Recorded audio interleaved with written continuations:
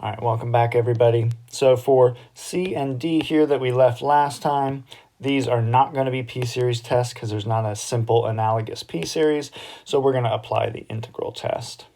So for the integral test, we just need to think about these functions. So f of x, which is 1 over the natural log of x, is going to be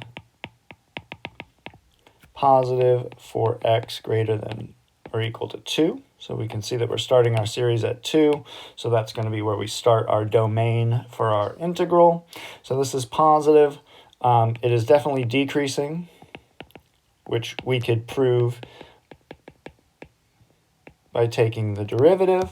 But clearly the values are going to be getting smaller because x and natural log are both increasing values.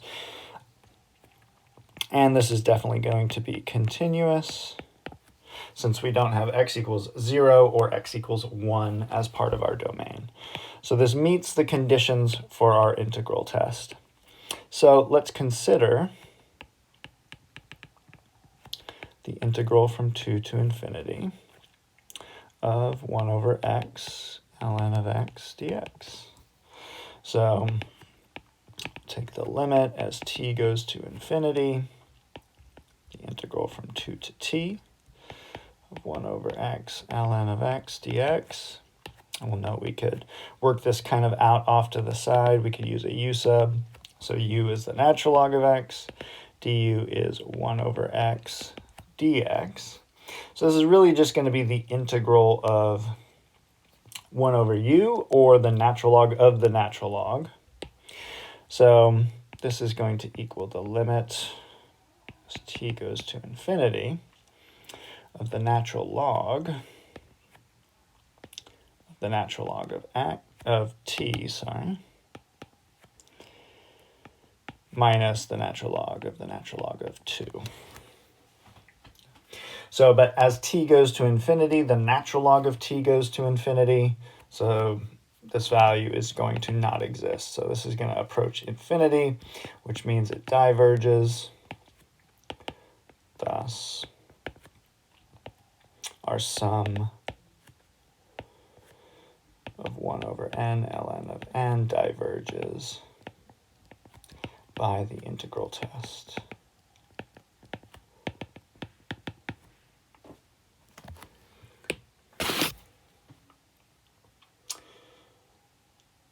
For D, we can also apply our integral test here. So we'll note that we've got, let's see, f of x is going to equal 7n squared over e to the positive n cubed. So we can see here that as x increases,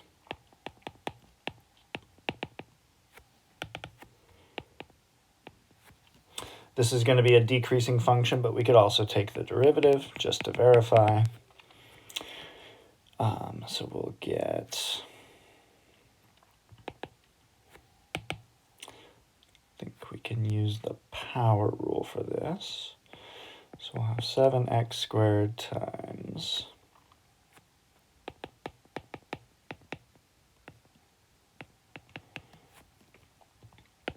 negative 3x squared e to the negative x cubed plus 14x times e to the negative x cubed. So we'll get e to the negative x cubed, which we can factor out, and then we'll have 14x minus 21x to the fourth,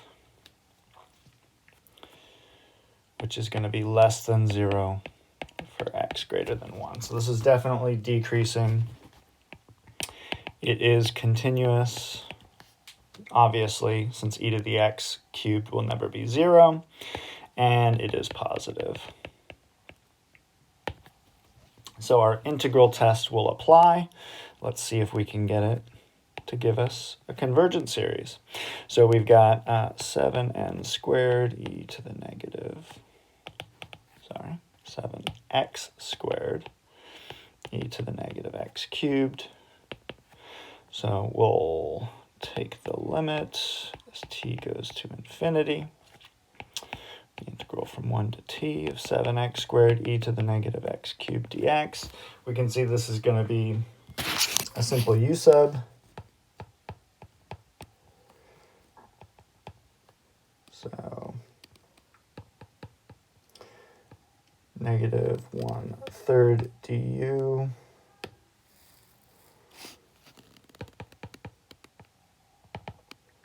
equals negative 3x squared. Equals x squared dx. And then we can substitute and evaluate. So we'll have negative 1/3 integral. Now our limits of integration are going to change as well, possibly.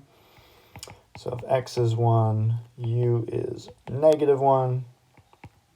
And if x is t, u is negative t cubed. So we'll have negative 1 to negative t cubed of 7 e to the u du. So we've got the limit as t goes to infinity. We'll have negative 7/3, and then we'll just have e to the negative t cubed minus e to the negative 1. But as t goes to infinity, e to the negative t cubed is just going to go to 0. So it looks like we're going to end up with,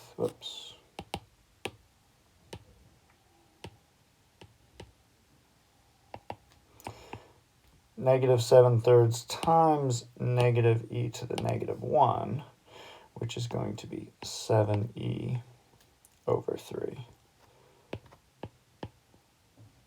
which converges.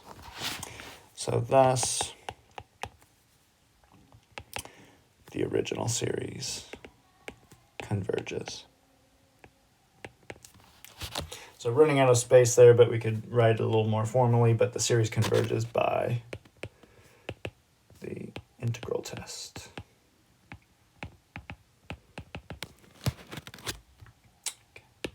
All right, so just a note on this comparison test described earlier. We would typically call this the direct comparison test, since we're going to be talking about the limit comparison test in a moment.